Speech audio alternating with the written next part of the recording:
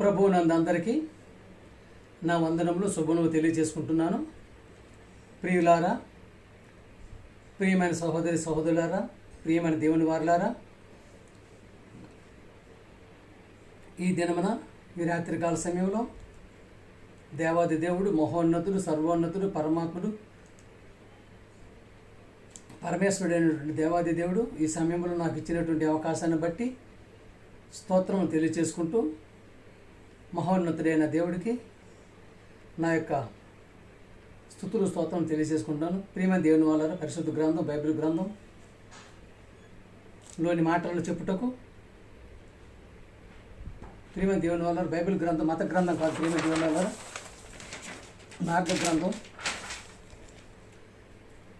మహాజ్ఞాన గ్రంథం, జ్ఞానపు నిధి, జ్ఞానపు కోట.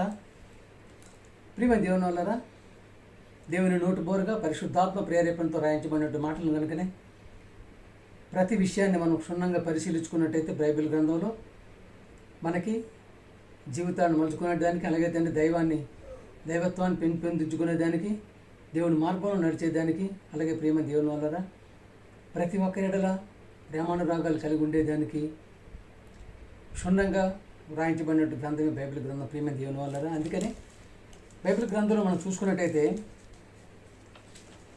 ప్రతిదానికి మనం ఎత్తుకోవాల్సిన పని లేకుండా రాయడం జరిగింది. అలాగే ప్రేమ దేవుని వల్లరా భక్తితో పాటు, దేవుని యొక్క భయభక్తులతో పాటు, అలాగే మన యొక్క జీవితంలో ఎవరి ఎలా మాట్లాడాలి, ఎక్కడ ఎలా ఉండాలి, ఎంత నెమ్మదిగా ఉండాలి, ఎంత దయాలత్వంగా ఉండాలి, దీనత్వంగా ఉండాలి అని రాయించబడిన ఎన్నో మాటల్ని మనం చూసుకున్నట్టయితే ప్రియమైన దేవుని వల్లరా ఇప్పుడు ఉన్నటువంటి వ్యవస్థలో వివాహము బంధమా బంధకమా అని చెప్పేసి ఒక సబ్జెక్ట్ తీసుకొని చెప్పడం జరుగుతుంది. ప్రియమైన దేవుని వల్లరా పవిత్రమైనటువంటి పెళ్లి సందేశం చూశారు కదా.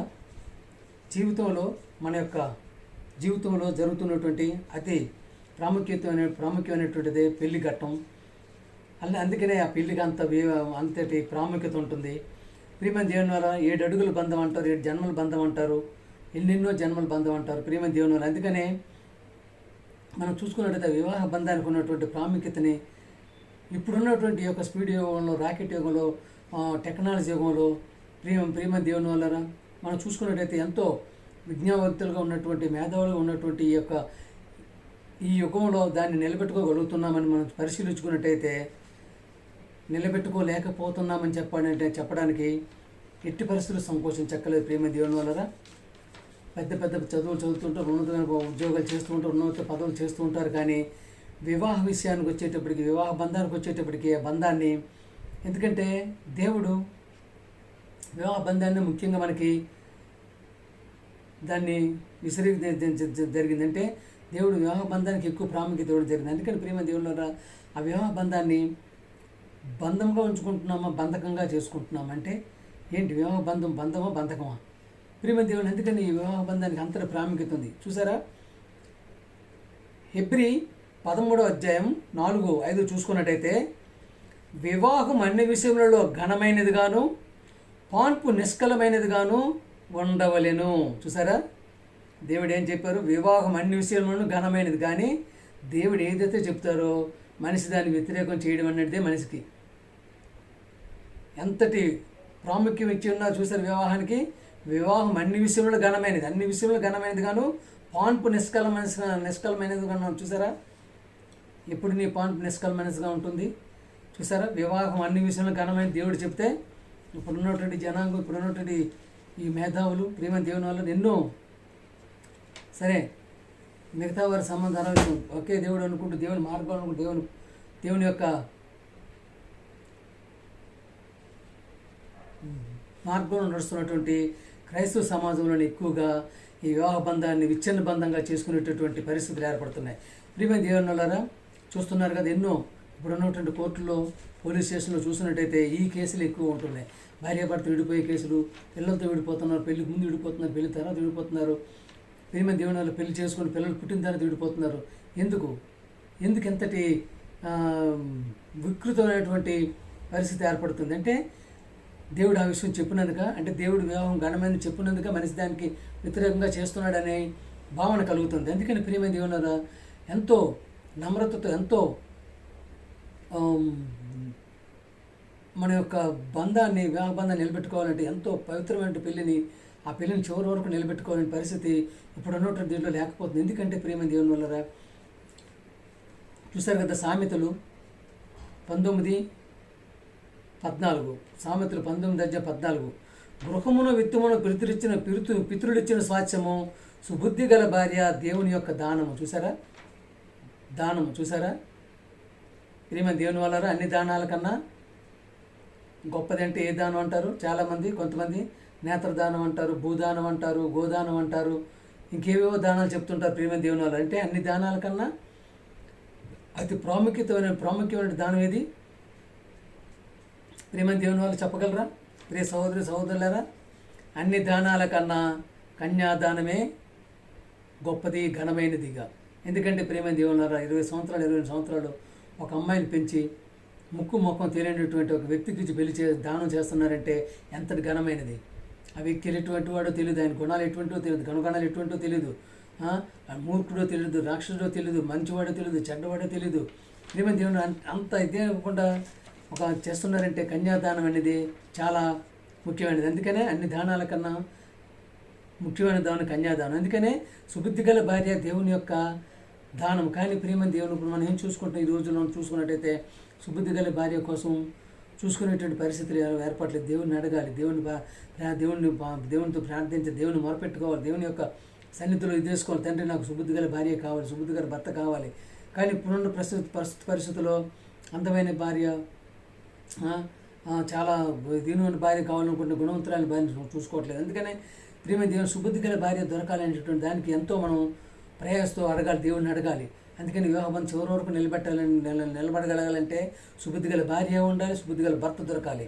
ప్రియమైన దేవుడు సామెతలు 18:22, భార్య దొరికిన వానికి మేలు దొరికను, అట్టివాడు దేవుని వాడిని అనుగ్రహం పొందినవాడు. చూసారా, భార్య దొరికిన వాడికే మేలు దొరికను. చూసారా, భర్త దొరికిన వానికి మేలు దొరికను రాయలేదు దేవుడు.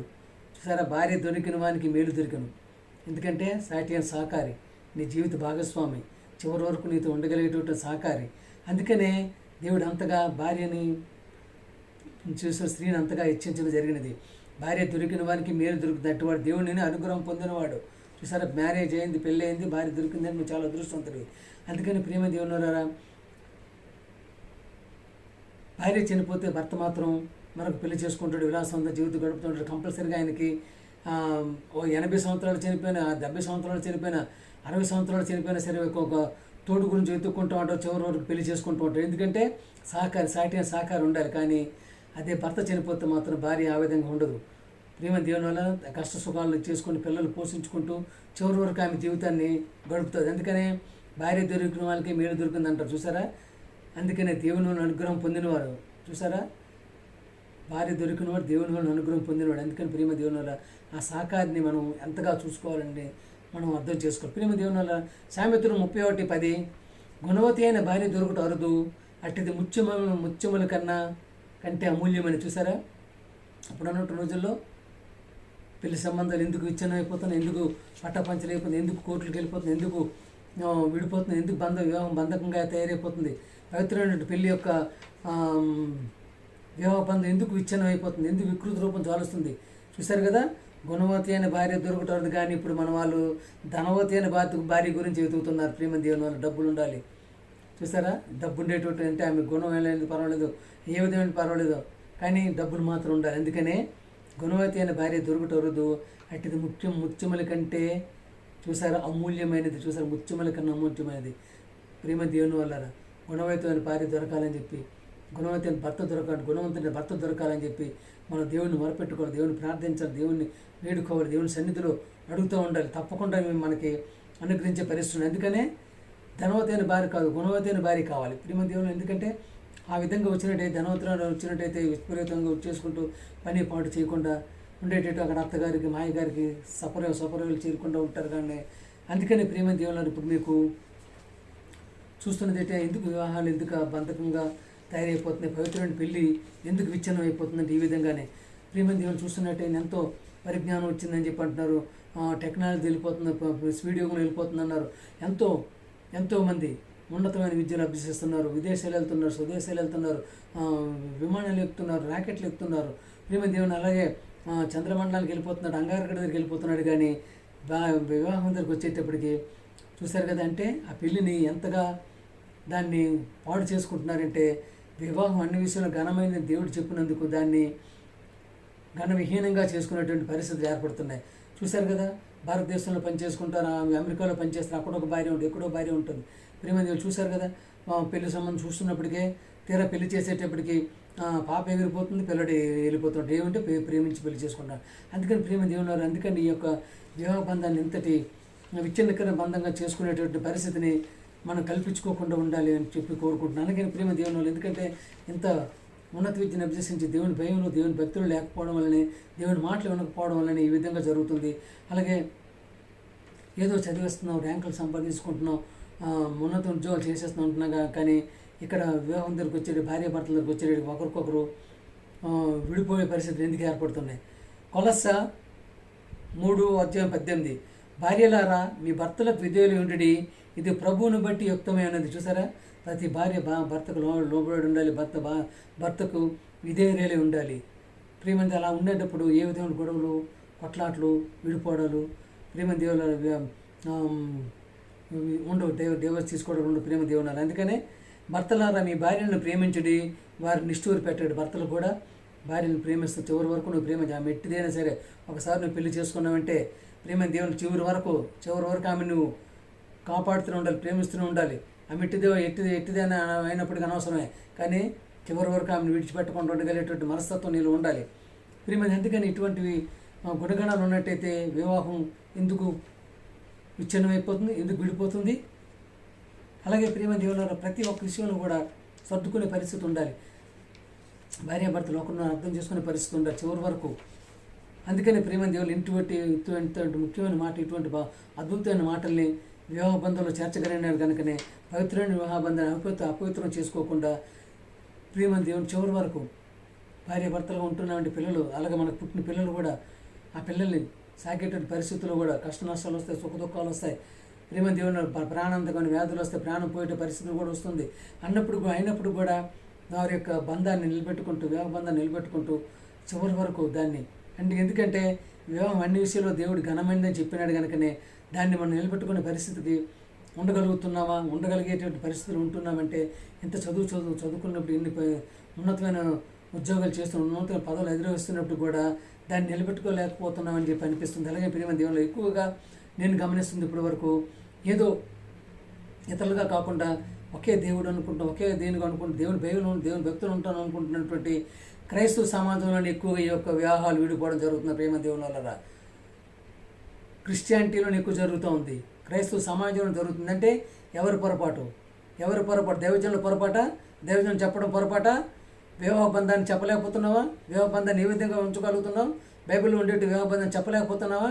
ఫాస్టర్లదే పొరపాటు, ప్రేమ దేవుల దైవజనులదే పొరపాటు.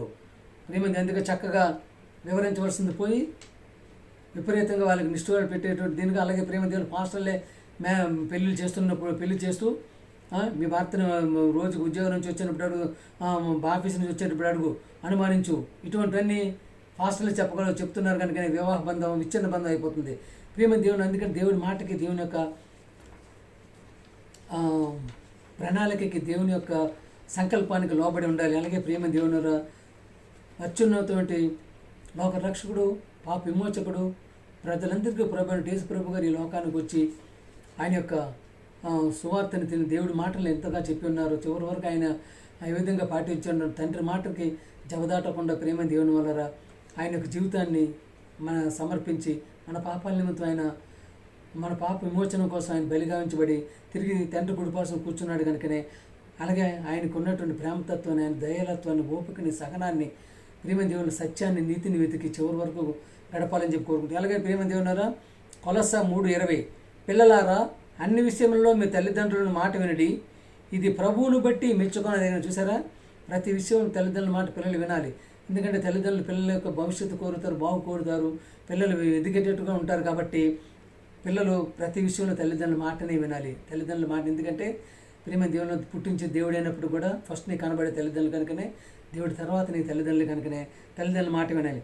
తండ్రులారా మీ పిల్లల మనసు కురుంగున్నట్లు వారికి కోపం పుట్టి ఇప్పుడు చూసారా, తండ్రులు కూడా పిల్లల దగ్గర చాలా జాగ్రత్తగా ఉండాలి. వారికి కోపం రేపకూడదు, వాళ్ళని కోపం పుట్టించకూడదు, వారి మనసు కురుంగేటట్టు మాట్లాడకూడదు, మనసు విచ్ఛిన్నమయ్యేటట్టు మాట్లాడకూడదు, మనసుని చెదిరిపోయేటట్టు మాట్లాడకూడదు. ప్రేమ చూస్తున్నారు కదా ఈ మధ్యకాలంలో పరీక్షలు రాలేదని, ర్యాంకులు రాలేదని, అదేని చెప్పి నువ్వు చనిపోని పోనరా ఎందుకు రంత తీసుకుని అనుకుంటున్నారు. కార్పొరేట్ కాలేజీలో జాయిన్ చేసి కార్పొరేట్ స్కూల్లో జాయిన్ చేస్తూ అలాగే ప్రేమ దేవుడు ఏదో కొంత ఒకటి రెండు మార్కులు తగ్గేటట్టు వాళ్ళు ఇష్టం వచ్చినట్టు తిట్టడం చేయడం చేస్తారు. వారు ఏదో చెరువులో దూకడాలు ఊరు పోసుకోవడం జరుగుతుంది. అందుకని ప్రేమ దేవుడు పిల్లల్ని నిష్ఠూరు పెట్టకూడదు, పిల్లలకి మనసు కురంగనివ్వకూడదు, వారి కోపం రేపనివ్వకూడదు. అందుకని ఎంతో దీనిగా ప్రభు యొక్క శిక్షణలో వాళ్ళు పెంచగలిగినట్టయితే చివరి వరకు మీ యొక్క సంకల్పాన్ని నెరవేర్చే విధంగా వాళ్ళు ఉంటారు, బుద్ధిమంతులుగా అవుతారు, దీర్ఘాయుష్మంతులుగా అవుతూ తల్లిదండ్రులను సన్మానించే వారిగా ఉంటారు. కనుకనే ప్రేమ దేవుని వల్లరా ఈ యొక్క విషయాలను పవిత్ర గ్రంథంలో పొందుపరిచి రాయబడినది కనుకనే వివాహ అన్ని విషయాలు ఘనమైనదిగా పాన్పు నిష్కలమైనదిగా ఉండగలని, అలాగే తెలియదు అతని కోడలు అమ్మగాను, అలాగే కోడల్ని అత్త కూతురుగాను భావించుకున్నట్టయితే, అలాగే మాయని అమ్మ నాన్నగాను భావించుకున్నట్టయితే, కొడుకుని అల్లుని కూడా కొడుకుగా భావించుకున్నట్టయితే ఏ విధంగా ఉంటుంది గొడవలు కొట్లాట్లు ఉండే. కనుకనే చివరి వరకు యొక్క వివాహ బంధాన్ని నిలబెట్టుకోవాలని కోరుకుంటూ అందరికీ వందనాలండి. పాట పాడుకుందాం.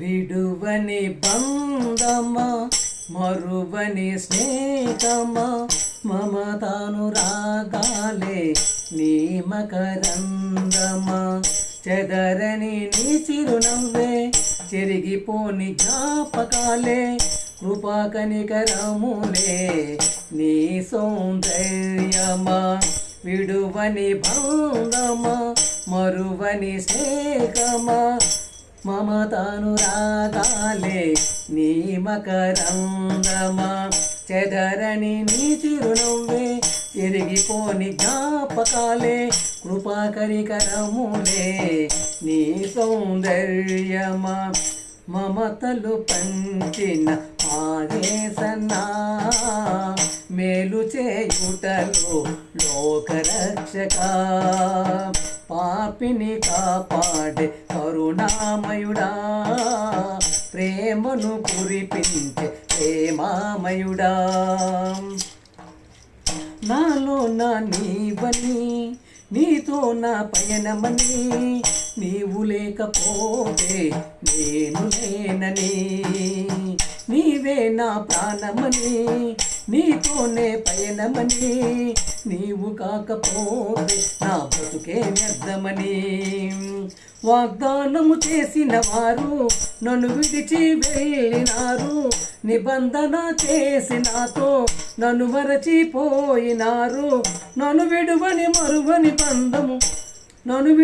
మరువని బంధము నీవయ్యా నాతోటే నిలిచి నడిచిన స్నేహము నీవయ్యా విడువని బంధము నీవేనయ్యా మరువని స్నేహం నీవేనయ్యా చెదరని నవ్వే నీవేనయ్యా నా చెదరని జ్ఞాపకం నీవేనయ్యా విడువని బంధమా మరువని స్నేహమా మమతాను రాగాలే నీ మకరందమా చెదరని నీ చిరునవ్వే తిరిగిపోని జ్ఞాపకాలే కృపా కనికరములే నీ సౌందర్యమా కన్నీటి లోయలలో కలచ తెందె నా ప్రాణం కరుణించువారు లేక కృంగిపోయెనే కష్టాల కౌగిలిలో కలవరిపడి నా హృదయం ఓదార్చువారు లేక ఎదురు చూచెనే నా దుఃఖ దినుములలో దరికెవ్వరు రానే రాక నా ఒంటరి బతుకులో నా తోటెవ్వరు లేనే లేక పగిలిన నా గుండెకు నీవు ఔషధమైనావు నలిగిన నా మనసుకు నీవు నెమ్మది అయినావు కలతలు బాపిన ఆయేసన్నా, కన్నీరు తుడచిన ఆ మెస్సయ్యా, కరుణతో నింపిన కరుణామయుడా, ప్రేమను చూపిన ప్రేమామయుడా, విడువని బంధమా మరువని స్నేహమా, మమతాను రాగాలే నీ మకరందమా, చెదరని నీ చిరునవ్వే చెరిగిపోని జ్ఞాపకాలే, కృపా కనికరములే నీ సౌందర్యమా, మమతలు పంచిన ఆయేసన్నా, మేలు చేయుటలో లోకరక్షక, పాపిని కాపాడు కరుణామయుడా, ప్రేమను కురిపించు ప్రేమామయుడా, విడువని బంధమా మరువని స్నేహమా, మమతాను రాగాలే నీ మకరందమా, చెదరని నీ చిరునవ్వే చెరిగిపోని జ్ఞాపకాలే, కృపా కనికరములే నీ సౌందర్యమా. అందరికీ వందనాలండి. ఆ దేవాది దేవునికి స్తోత్రములు.